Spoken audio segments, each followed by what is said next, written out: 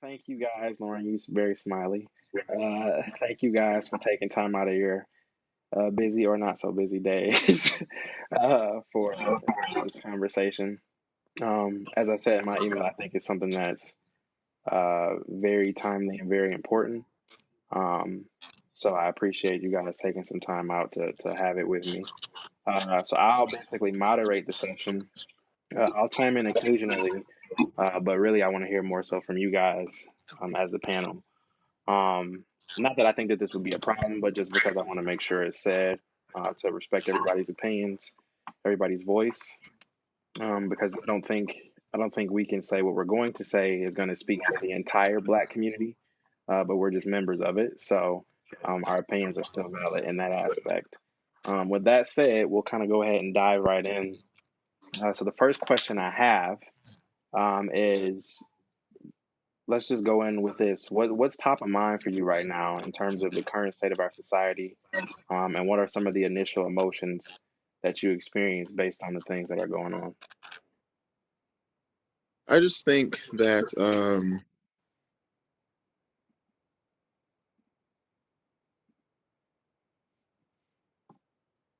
I guess I'm grateful for the support that the Black community is getting from other races, other people of color, um, and especially from the white community, because a lot of times we have been screaming at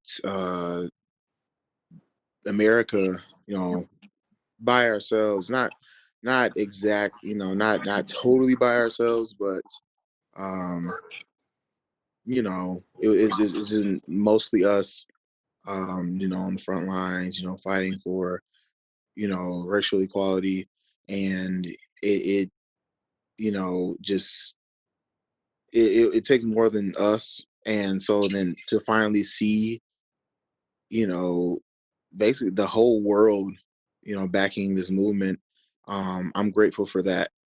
Um, and I'm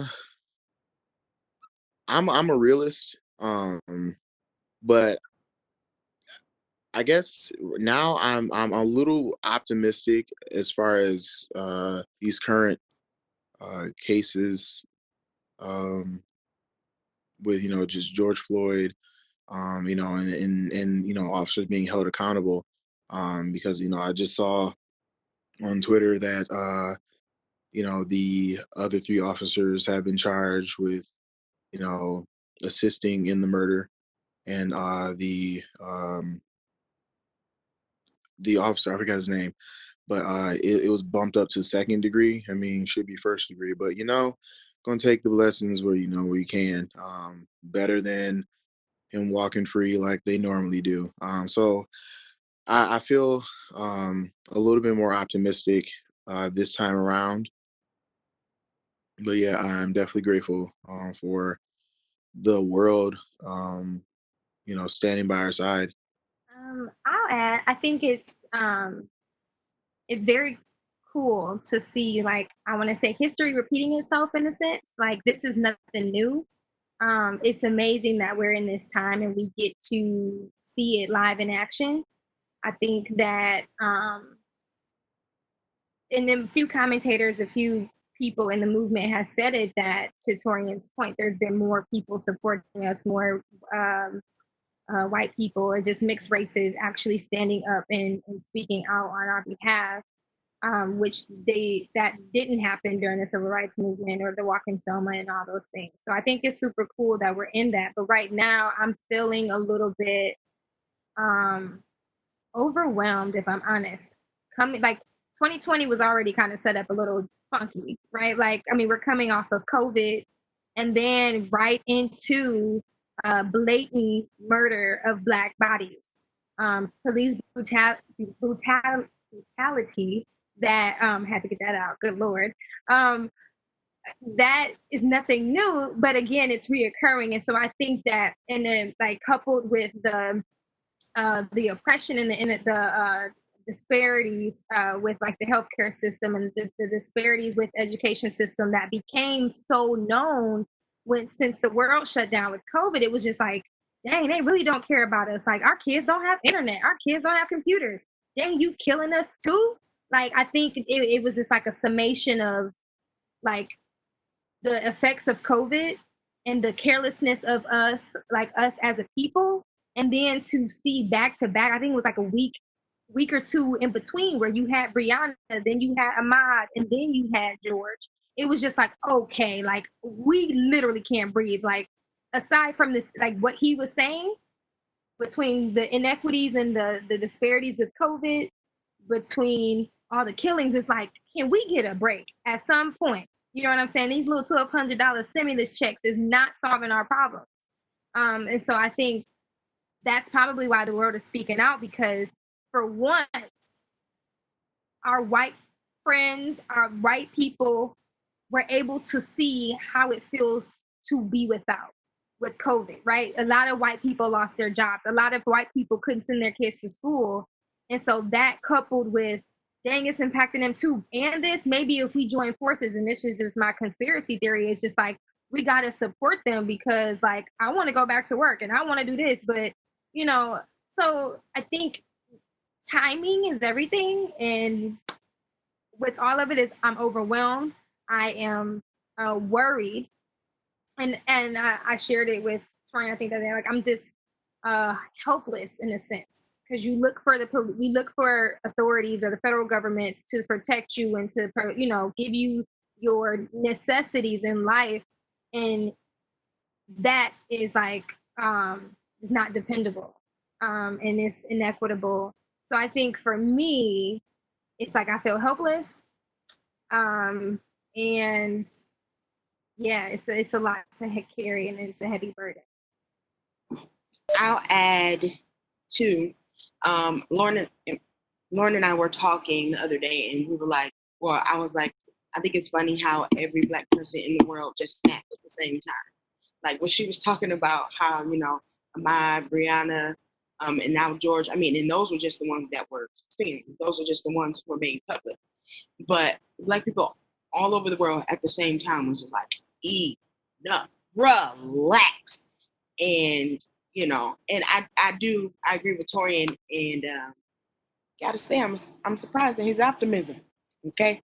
I agree with Torian in that I think it's super cool that, I mean, this is not just, I mean, of course it's affecting the Black community at a greater deal, but I think it's cool that all races, all ethnicities are coming together to fight for racial equality, and even like certain networks like Nickelodeon, DirecTV, people are just banding together to fight for a cause.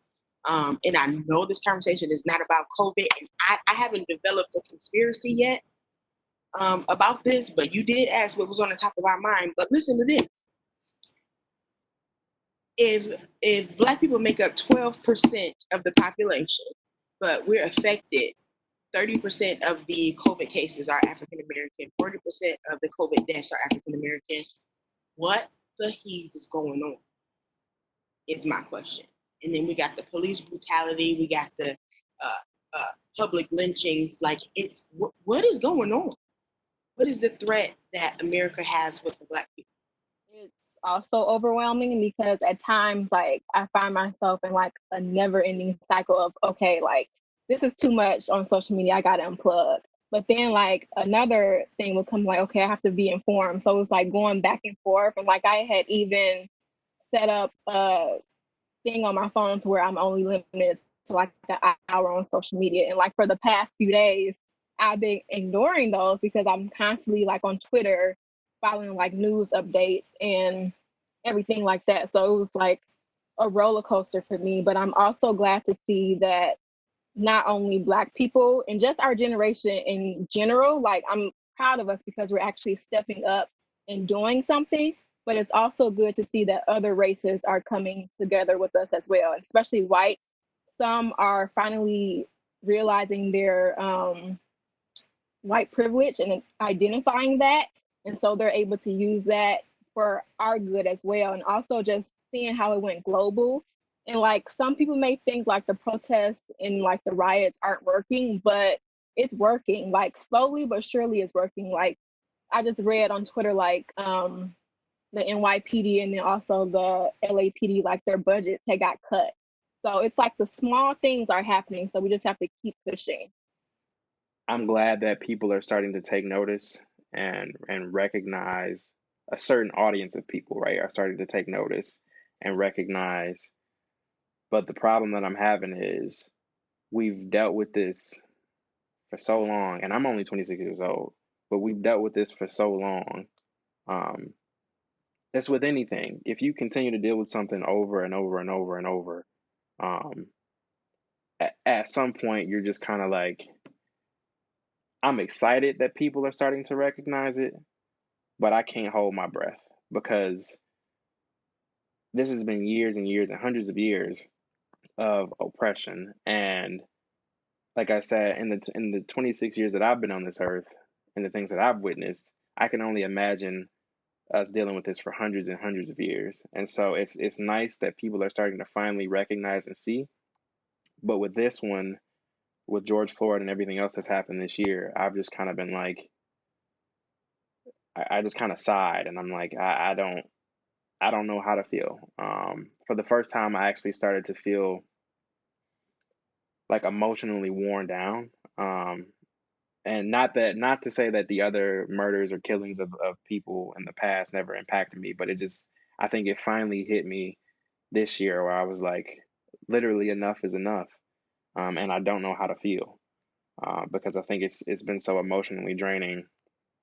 As with anything, if you just continue to experience it over and over, at some point you kind of lose a little bit of hope. And I hope this trend continues. Um, but personally, I'm not satisfied yet. I'm not satisfied, and I'm not saying anybody else is, but I'm not satisfied. So compared to what we know about racial tensions throughout history, how would you assess where we are in today's climate? We kind of just talked about it a little bit, but thinking back to, maybe earlier in your lifetime, or what we've at least heard about before we were born, um, what do you think? What do you think? What would you say about where we are now? Yeah, I'll start because I was just thinking about that. Thinking back from where we started to where we are now, I feel like we are trying to make up for lost time. And I say that because for a long time, or at least since I've been in school, because I'm going to try to be, personal, local, and immediate, like right here. In schools, we just settled for whatever the textbook said. In my household, we never talked about history. We never talked about Black history. It was just like whatever was taught in school was that. And then we, went on about life. It wasn't until probably a year ago when I went to a conference, a Race Matters conference, and it was all about race and talked about some of the things that we experienced as the Black community. And I remember going home. It was at Cobo Hall in Detroit, and I went to my mom's house. And my brother was there, and I went to them telling them like, guys, I'm struggling with my identity. Like I'm struggling because I'm frustrated and I feel myself taking on characteristics of whiteness because of where I live currently. And I started talking to them about just being Black. And my brother got really upset with me and was like, why are you even thinking about that? Like that doesn't concern us, blah, blah, blah, blah, blah. And it's because we were raised, I would say like we were probably middle upper class. Like we never really lacked for anything. We didn't really get racial profile because we lived in Detroit, the Black community. We had Black neighbors. So just the environment we grew up in, we didn't necessarily have to live that life that most people are sharing their stories about. So fast forward to this past week, my brother took my niece to a protest and he called me and told me how it changed his life. And he's glad he went, and like we need to be doing more. Like all of a sudden he became this activist where I was like literally on my racial biography journey probably for a couple years now since I started my new job, and I have conversations about race all the time. It was like I was getting like ostracized about even wanting to have the dialogue. So I say that we're making up for lost time is because we have a generation to where we knowingly or unknowingly ignored conversations about race, ignored bringing up or talking about history and saying, okay, what back then do you see right now? And what can you do or what can you see yourself doing? Like put yourself in the solution and be that as a person in school, in organizations. Like we just let go of that conversation. So now you see multiple generations. You see kids at these protests. You see Generation Z, Y, whatever. You see everybody at these protests. And now all of a sudden, everybody has this activist mindset, which is cool, but we have to keep that momentum because when you think about it, and during the civil rights movement, literally everybody had to do that. Like everybody was fighting for the same thing. Whereas you have again multiple generations catching up. Like you have, uncles and your uncles and your grandmas who are like, yeah, lived it, baby. Like I've been there, done that. Like I just got off a call for work, and homegirl was telling me about with Malcolm X when she went to go see Malcolm X speak. You know what I'm saying? To her, she like, I did this before. But you have people like us, you have young people that's like, all right, what we need to do, we're galvanizing, we're coming together. So I definitely think that we're making progress, but we're actually like 13 steps back, and we have to like make up for lost time to really get the headway that we need. I can agree that we are. There has been a period of time where things have been pretty stagnant. Um, I've been on Twitter um so much in these past couple of weeks. Um, just watching different videos that people post, like the real news, because what's on TV is not everything that's being, everything that's happening. Um, the real news is what people who are out on the streets are recording, seeing the stuff that's really happening. And then even the news is getting their stuff from social media. Um, all the videos, like that's not their camera crew, recording this stuff. It's, the people who are out in the trenches. And so because of social media, and just technology, things are, you know, the racism, the the murders, um, they're being publicized and they're being broadcasted. So back, like Lauren said,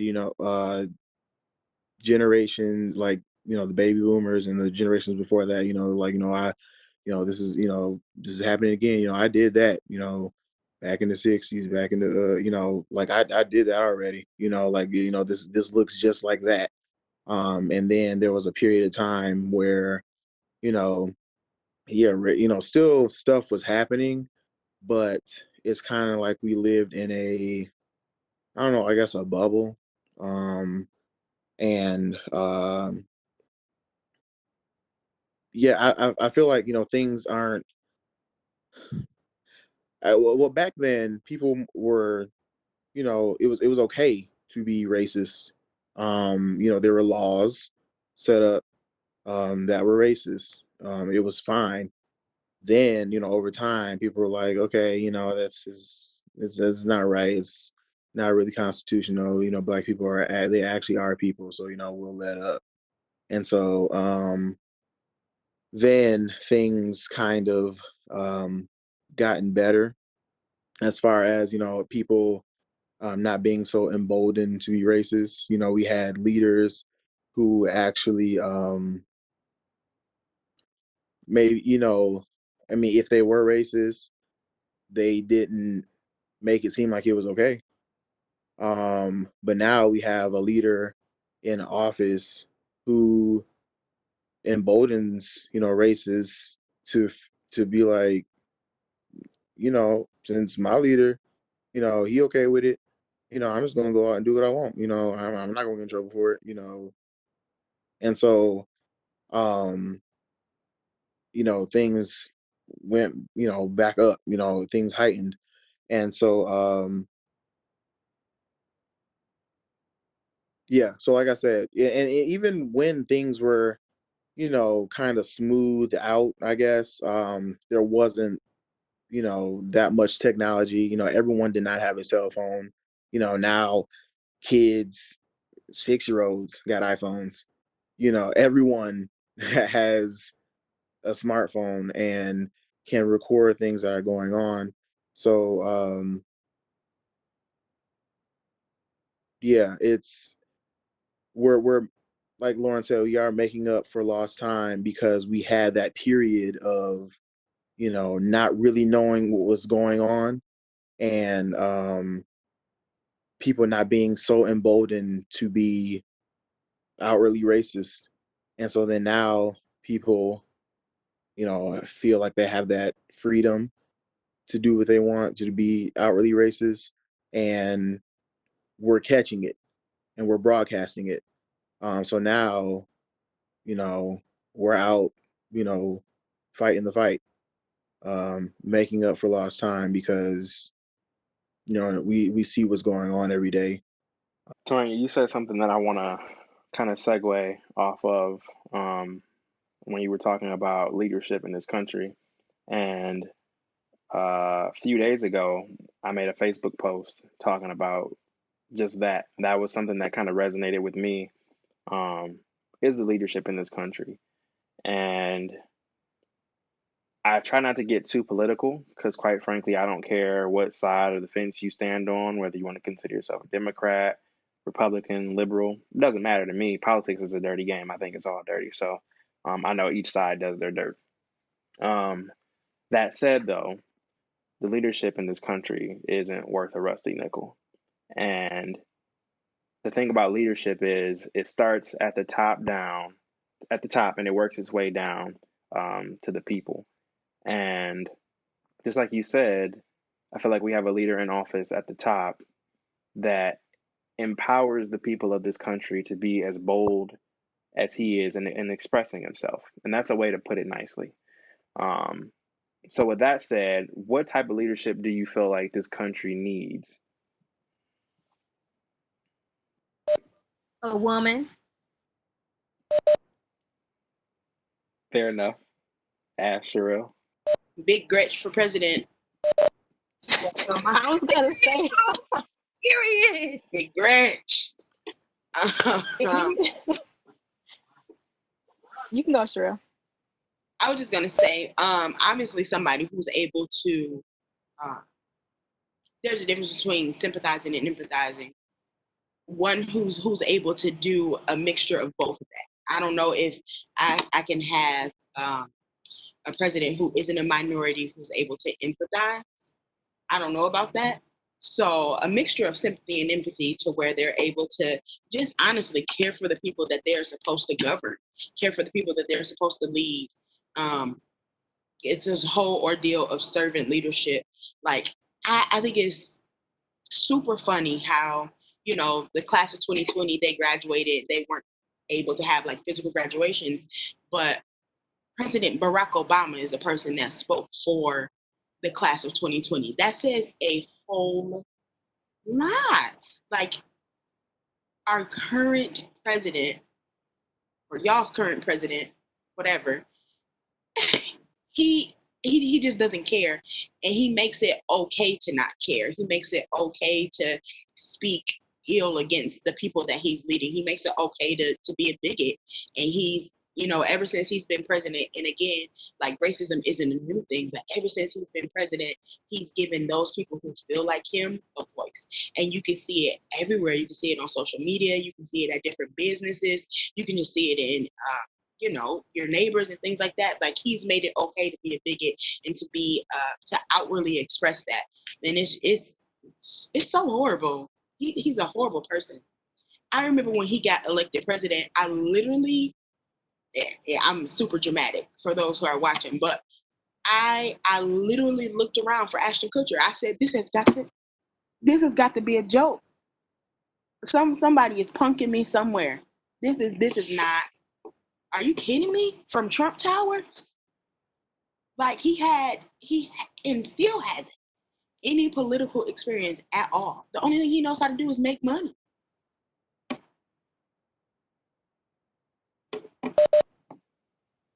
Ash, quick before she start talking again. It's like no, just one. I was gonna say I would rather have anyone but him. Like for him, like we need a leader that's going to step up to the forefront, and he hasn't done that at all. Like when people were protesting outside of the White House, what did he do? He turned off the lights to the White House and went in the bunker.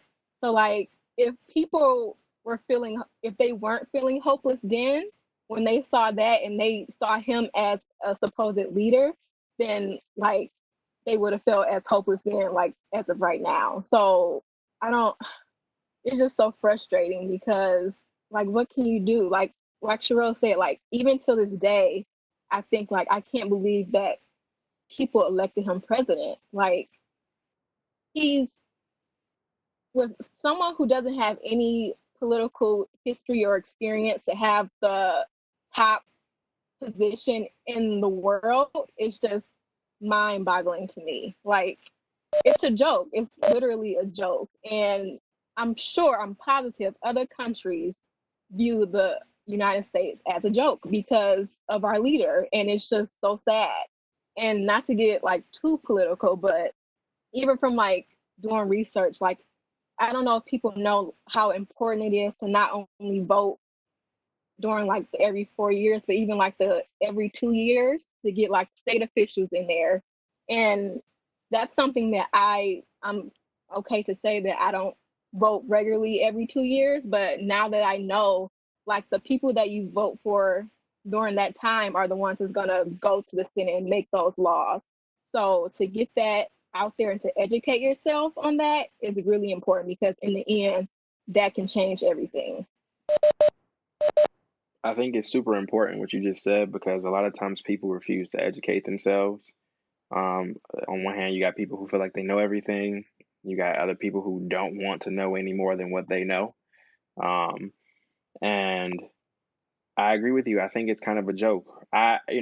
Some people might disagree with me in this, and this is fine. But I personally, I don't wish any ill will on Donald Trump. I don't want him to die necessarily, right? I'm sure there are some people in the black community that feel differently, and that's fine. They can feel that way if they want to.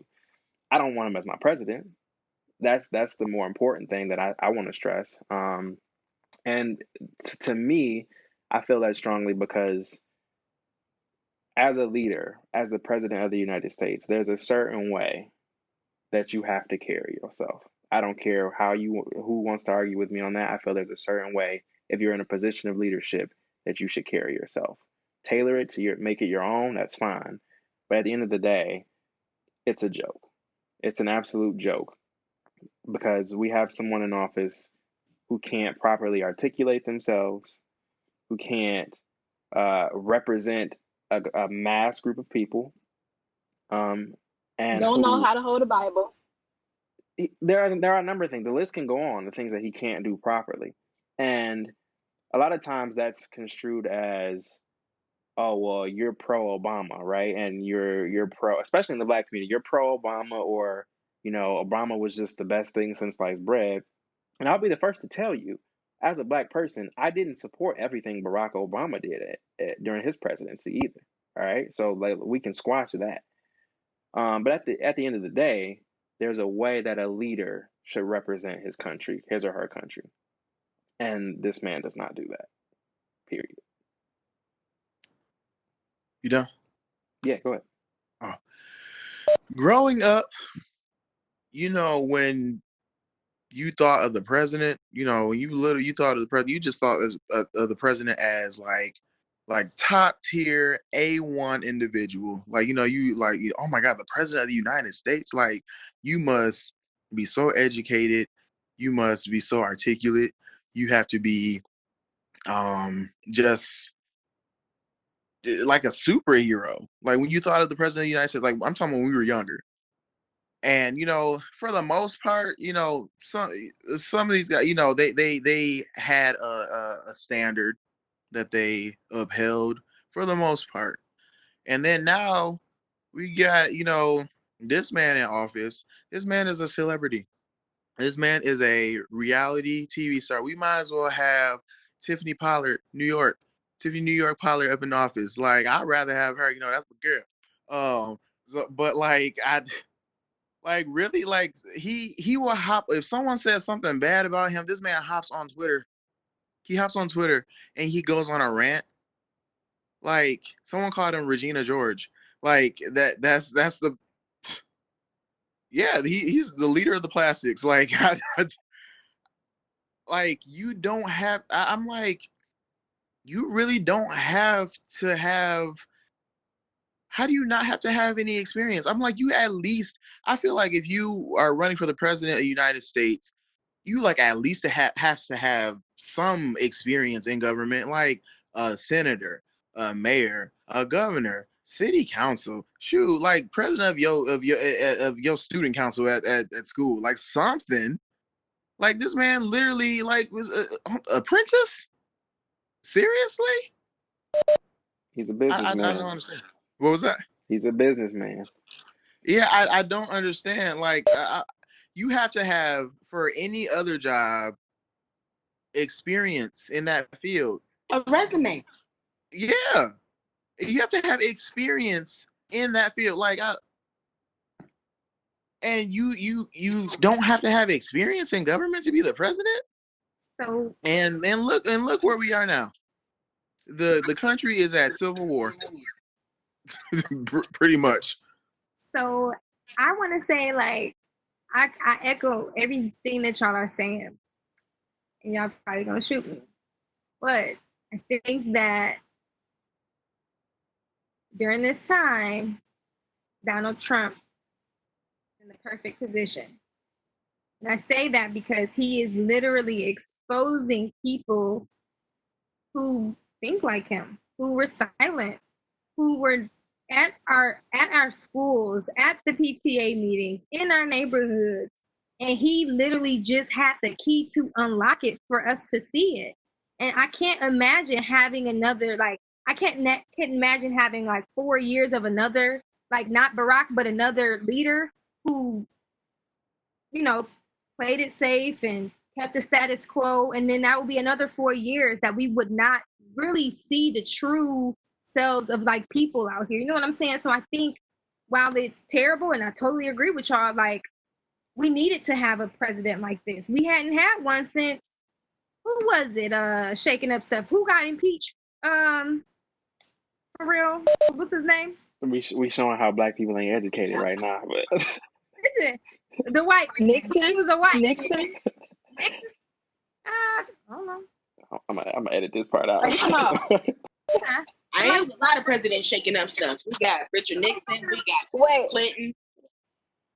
Well, anyways, what I'm trying to say is like we haven't had a president that shook stuff up, or we hadn't had a president that really like revealed the true DNA of the United States, right? Like all of these, like we talked about it before, like all of this was like layers and layers and layers of layers of oppression. We just needed a leader to be like, what's up, y'all? Y'all ready to be oppressed? You know what I'm saying? Like, let's go. Like, we about to do it for real this time. It sucks, but you know what they say is like when you get burned, the first burn, like the initial burn is gonna hurt, but the healing is gonna take time. And for a long time, we just had covering on it. We had a band-aid, but we need it to be exposed in order for it to heal. So that's my take on it. Is like, yeah, he's terrible. He sucks as a president, but we needed somebody like him in order to really see like the true DNA of like what we're working with here. And I guarantee you, based on that statement, there are certain individuals out there who are listening to that of a particular audience, and they're saying to themselves, "You're welcome," or it's like they will. They're honestly they're probably gonna be like, I knew somebody would agree, but guess what? Like the momentum, like the discomfort they're feeling right now, the momentum of the Black culture. I mean, we're moving at a rapid pace. What is this, day 8? And you've already seen how much happened. So I think that this is what we needed for the momentum to happen. Like, there's no shutting us up. Y'all done tried to lynch us, burn us, shoot us, hose us down, get dogs on us, but we're still here. That's what makes me like super proud to be Black. It's like y'all literally have done everything everything to shut us up and to make us extinct, and yet we rise. I'm about to channel my inner Maya Angelou, you know what I'm saying? Like, and still we rise. Because I mean, for everybody, for everything that people are doing, like it's like y'all what is that? When they go low, we go high. At this point, we orbiting. Like, let's go. Like, cause there's nothing more that you can do. That's why when they was like protesting and like, oh, y'all about to bring out water hose. Oh, okay, we already experienced that. Oh, y'all about to get the horses, dogs. Oh, okay, we got those. You know what I'm saying? Like, so it's nothing new that you can do. You about to take more money from us? What's new? Y'all been taking from us for so long, so they're running out of tactics. So that's what I'm saying. Is just like we needed somebody to be like literally rip the band-aid off so we can be like, all right, let's get down and dirty. We here now. And like, I goes back to the point I said before, we got strength in numbers. It's so many other people that have our backs that didn't before. Those people who think that way, y'all not gonna win. So either you join us, what is it? You know, we'll beat you, or you join us. Like, what you want to do? Yeah, I kind of chuckled because my first thought was like, it's when you said like they taking money from us. My first thought was a lot of people out there like, you can't take something we ain't had in the first place. So I agree with you. What would you say, or what efforts are needed to bridge the gap caused by racial inequalities? I've been involved with a number of conversations in the Christian community about how it's important to pray for sure, but it's also equally important to do something along with your prayer. So prayer is great. Prayer answers all problems, et cetera, et cetera. But what is the action that's going along with your prayer? So are you organizing protests? Are you even going to any of the marches? Are you signing those petitions and calling those attorneys to get those officers arrested? Like, what are you doing in addition to your prayer? So I think it's going to take, number one, some kind of intrinsic self-reflection and say, okay, it's great that I'm praying. It's great that I'm doing these things in solitude. But what can I do as an outwardly expression of my tiredness? Like, I'm tired, and you don't just have to be black. You said 1 minute or less, huh? You don't have to just be black to be tired. Like, I'm really interested at our white peers or our white coworkers or our white friends who are just as equally, I can't say as equally tired, who are tired with us, and who are doing more than just praying, who are calling those numbers to get those petitions signed or organizing things and stuff like that. So it's going to take some action and outwardly expression of how tired you Sherelle, if you need more than a minute, go ahead. If this meeting ends, I'll restart it so everybody can get a chance. But go ahead. are. That's all I'm going to say till something else come up. I would say, like I said before, like when I started, with other races, joining in the fight. Um, so other than along with being out on the streets and protesting, this is for my white friends, my white coworker, everyone who's white who is tired as well. You need to hold your your your family, your friends, the white people in your life accountable.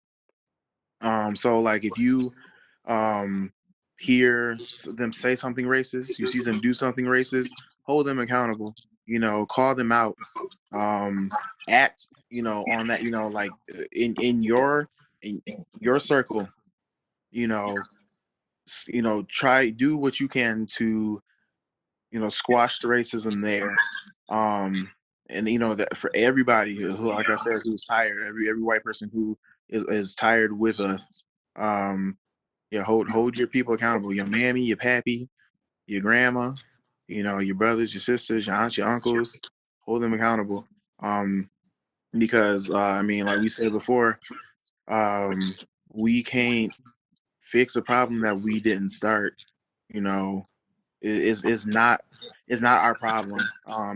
We are dealing with the brunt of the problem, but it's not our problem. Like we didn't start it, you know, we didn't originate it, so we can't squash it. It's up to y'all. It's up to the racists who have the issue to end it. And the people who, you know, the blinders, you know, finally, you know, were lifted from their eyes. Um, those people have to, you know, call out, you know, their people. Lauren, go ahead and answer the question. You need me to restate it? I do. I'm gonna let Lauren answer it. I'm gonna see if you can figure it out. Oh no, just Lauren. Come on, No, say it. Lauren, go. No, Lauren, you can go. You can go. No, Lauren, no, Lauren. Go, Lauren. So what do we need? I need for people to do their own self work. What does that mean? That means read your book. Read a book. Pick up a book, read an article, go to the library, pick up a thesaurus, encyclopedia, do what you got to do. But I think I'm deading this whole thing. Like, tell us, what do we need to do? I'm sorry that you just got enlightened about the race war or the whole thing. Like, it's not my responsibility to now educate you on things that literally we've been dealing with for years. You cannot be lit like if you were living in this world and you were oblivious to everything that's going on, I'm sorry to you. Turn on a TV, read a newspaper, pick up a book, literally go back in history and then begin to ask, ask yourself questions. But I don't think it should fall on the backs of us to then help white people try to figure out how they can help or what can I do? What do I say? No, like enough is that we've been screaming that for so long that I think it's like it's almost like it's an insult in my opinion for you to become knocking on our door talking about what should we do. Have you not been listening to me? Have you not been listening to like organizations? Have you not been watching the news? We just want to live. So whatever that looks like in your mind, if that means that you need to like do an implicit bias training, if you need to check your pulse whenever you walk past a black person, if that means that you need to do whatever you got to do, like do that. But what I'm not going to do is walk next to you and hold your hand while I sit there and like talk to you about implicit bias or just anything for that matter, discrimination, whatever. Like you weren't born yesterday. So I think I need people to start taking responsibility for their own self work and their journey, their self journey. Like for me, I'm personally on a journey myself, just in terms of like how I interact with people and the impact I have on people. It's not easy. It's hard. You're going to be hard on yourself. You're going to cry. You're going to see yourself as somebody that you didn't even think that you were. You're going to be painted as a villain. You're going to be painted as a terrible person. But guess what? It's all heart work. And at the end of the day, if your heart is in the right place, that will come to surface. That will come to fruition. But you got to get all the murkiness and the grayness and the evilness. You can't do that for you. So that's my call. What is it? Call to action. That's what that is for me. Can I play devil's advocate really quick, Ash, before you go? Because I hear some people like I'm with you. But like I think Torian said earlier, a lot of things that happen aren't exactly portrayed in media, aren't depicted correctly throughout our history books and textbooks. So there are going to be individuals that say, well, even if I were to do that, if I were to look at the news, if I were to read the newspaper, if I were to pick up a book, I'm still not getting the full accuracy of the situation here that's at hand. So that's why I'm coming to you asking, what can I do? What should I do? What do you say to that? So my answer would be, what is my story or our story going to do more for you? Like, if you read it and it doesn't move you, what is hearing us, like what is listening to our stories going to do more for you to then like jump into action or jump into doing something? Like, you don't need a conversation. Like, you read the news and then you go have a conversation with your aunt and uncle or your mom and be like, hey mom, I just read this. Hey aunt Jane, I just read this. what do you think about this? And then you have that conversation with the people that are around you. And then let that challenge you. You hear the notion like in school, like you don't necessarily learn unless you fall. You don't know if you're going to say the wrong things unless you say the wrong thing. And when you say the wrong thing, somebody's going to correct you. And guess what? That's okay. But I'm sick of the excuse of white people saying, I just don't know what to say. I don't want to say the wrong thing, so I just don't say anything at all. Like, I just don't know. Why you gotta pick that voice? Because that's how they sound. That's it. That's to me. So that's my thing, is like we have to squash that. You're not gonna learn. And I read something that it's just like, for example, say you're in debt, right? And you work your butt off to dig yourself out of debt. You're 99.9 times not gonna fall back into debt. Why? Because you worked your butt off, versus you being in debt and somebody bails you out or somebody give you a check. Because you didn't have to work to dig yourself out of debt, you're going to go back into debt because you didn't have to put in work. So again, this person is going to say, hey, help me out. If they're not really doing the self work and you help them arrive, they're going to go back. They're going to revert back to their old ways. The only way it's going to be sustainable or it to sustain is if they actually do the work. They may cry. They may feel like a villain. They may feel like a terrible person. But again, just like the scab analogy, it's gonna hurt. You're gonna find stuff out about your family. Your family may have owned slaves. You may have married somebody and realize that I didn't know this is who you were. It's gonna hurt, but guess what? The only way it'll heal is if you peel it back. But we can't continue to be your band-aid. We've been that for so many years. We gotta squash that. And that's what I'm gonna say for that.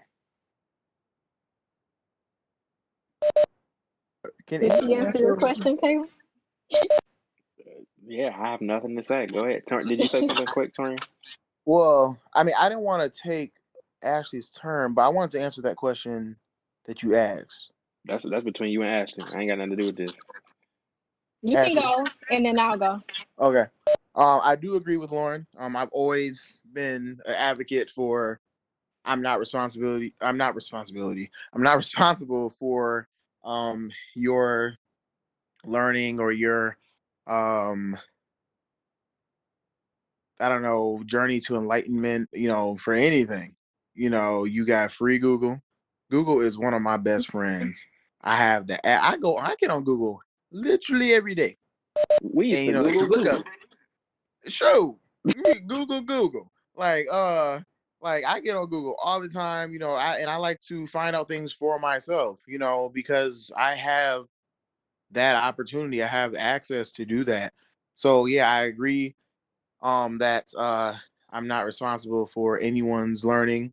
I'm not being paid unless you pay me.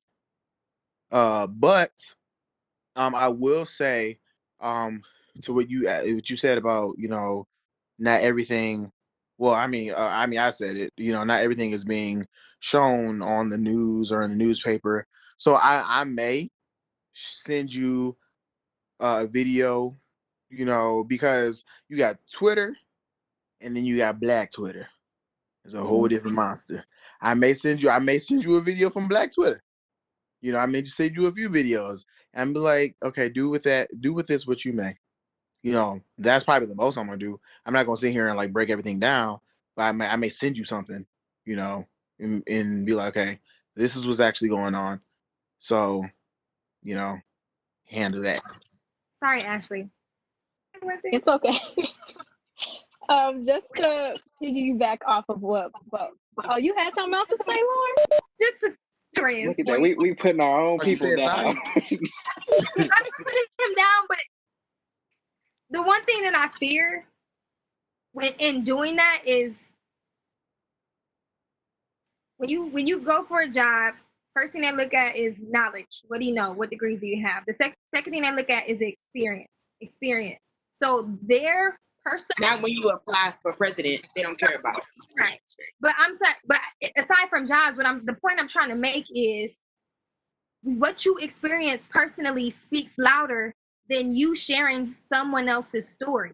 Like even if it's a video, if it's somebody talking, is not going to be more powerful than them experiencing it for themselves. So if that means that they need to move to a more diverse school district so they can have their children be in school with people that don't look like them, if that means that they need to join a different church, if that means that they need to change certain things about their lifestyle to where they can get the experience or be around things that enlightens them and open their eyes, we can't be the holders for that. They have to take responsibility. So that means they're gonna have to chop up this whole segregated neighborhoods, the Grosse Points, the East Grand Rapids. We have to chop it up because they're never going to their eyes will never be open. We can send them as many videos, as many TED Talks about race in America, and it won't click until it's directly impacted them. And so I just want to stand on that, is like they have to literally insert themselves into the real America, not this America that they think it is, not this make America great again. Nah. Insert yourself in the America that it is right now.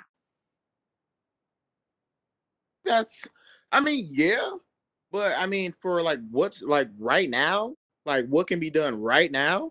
That's what my thing was, like, for the people who's asking, what can I do? Yeah, I'm not going to educate you, but I'm gonna give you something that you can hold on to right now.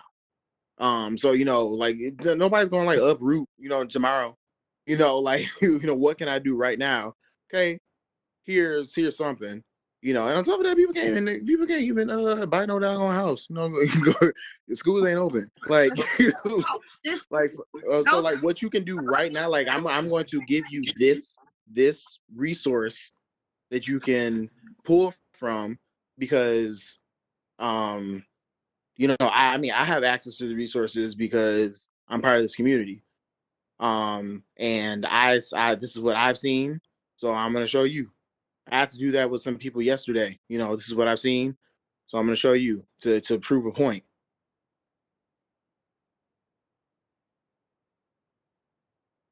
Y'all done? I was going to ask what was the question again, but I feel like I have it. I think one of the major things that we need is, since police brutality is such a major event that's happening right now, I feel like we need cops policing communities in the inner city who are actually from those communities, or who know people in those communities, because we have white cops patrolling communities that they've never been in. They don't know the residents in there. Like, they don't have history or actual community within those places. So when they go into these places in these cities, that's when the danger happens, because they don't know someone walking down the street. They just see them as a threat. So I feel like if we actually went back to having police officers who are from various neighborhoods actually patrolling those neighborhoods, then we would see a major change. I feel like, because that used to happen back in the day. I feel like we knew police officers who were going around all day driving. And so maybe that's just because my mom is a police officer, but I know back then when I was a kid, I knew specific police officers who would patrol our neighborhoods.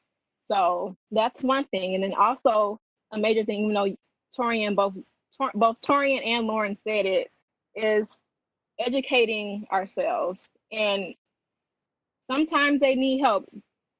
People who, well, I keep saying people, I'm just going to be blatant and say white people who don't know what's going on. It just shows how oblivious they can be, to where us as Black people, we worry about going outside every day about or what could happen. And with them, they just go about their day on a regular basis. But just having the education and knowledge of what goes on in the Black community and what happens to our lives, I think that will spark a change.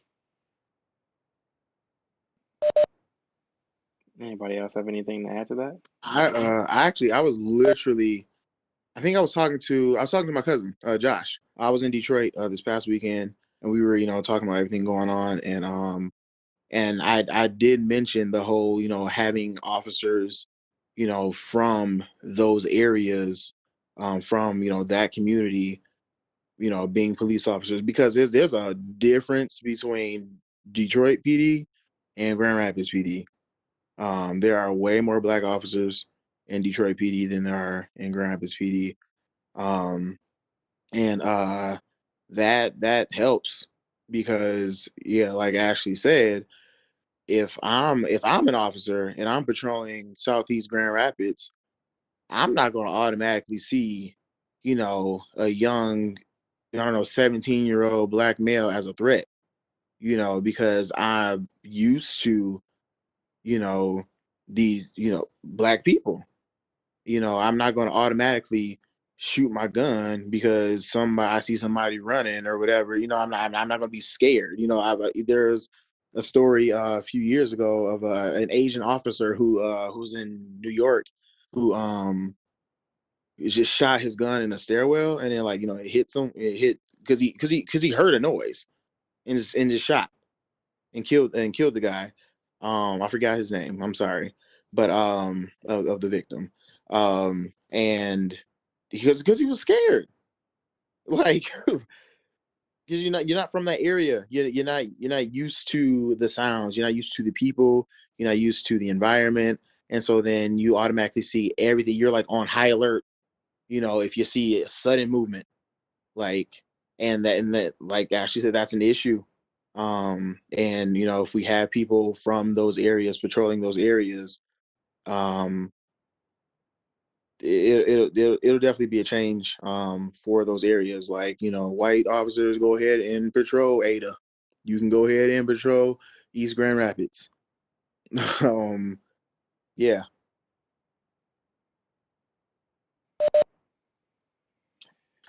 Um, so typically in conversations like this, usually people make like a closing statement or something like that.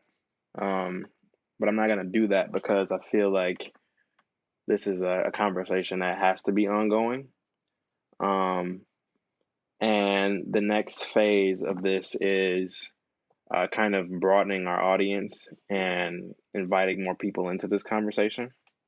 Obviously, we're familiar with each other as friends and family, but there are a lot of people in our circles that we work with, that we've gone to school with, that we've grown up with, white or black, that this conversation needs to continue. But like we've all kind of echoed at one point or another, this is a problem that isn't going to be resolved with just us. Uh, the fact of the matter is, black people can sit around and talk about this issue all day. At the end of the day, we can't fix a problem that we don't have. We don't have a problem with each other in that way. Um, that has caused years and years and years and years and years of oppression. So, um, my hope is that this is just the foundation for what's to come, and I really look forward to the next opportunity we get to do this, just with a different mix of people. And the thing I'll stress about that is it's not, when we get to that point, it's not going to be black people versus white people, because at the end of the day, that's a part of our problem now, right? It's black people versus white people. Um, there are some uncomfortable questions that are going to have to be asked, and there might be some uncomfortable answers. And as we kind of saw today, even sitting here talking amongst each other, we didn't exactly agree on everything, or everything that we said didn't line up. But that's okay. It's kind of it's about getting to the root of the issue and being able to have that dialogue in a healthy way, in a healthy manner. So the next time that we're able to do this, my hope is that we can continue this type of conversation, but take it up a notch, because there are still a lot of issues and a lot of questions that we need the answer to. So, with that, anything else anybody wants to say before we wrap this up today? I do. I just Go want to clear up. I think earlier I said, like, I don't want white people to ask what can they do. I think it's okay that they ask it, but I'm gonna like answer it with, well, what do you think? So that would be my answer to them. So when we do welcome other people, if that question is asked, I'm not gonna throw a fit, although inside I might. But I would not answer the question, because I really want them to be able to think through what that looks like for them. So I just want to clear that up, that you can ask whatever question you want to ask, but if you are asking us to pick up the emotional burden or pick up the burden to do the teaching, Um, I simply cannot take that. That's fine. Anybody else have anything they want to add?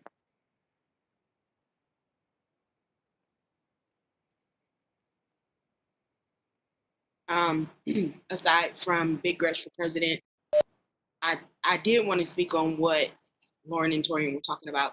For me, it's important to aid in logistical thinking. So if you ever had a conversation with me, just about like a woe that you're having or a trouble or something like that, you're gonna tell me about your trouble, and then I'm gonna say something along the lines of, "What do you think should be done about such and such?" Or "What do you think should happen next?" Or I'm gonna challenge your thinking in a way that makes you solve your own problem.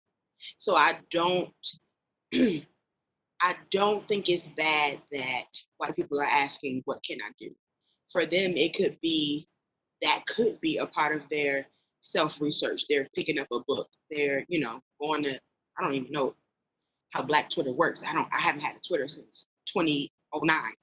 But them going to like different Twitter sources and things like that. For some white people, we are a resource, and it's not necessarily us like, all right, I'm gonna go ahead and put you on my back and carry you through this, but it's about us helping them challenge their own thinking and having them come up with their own solutions.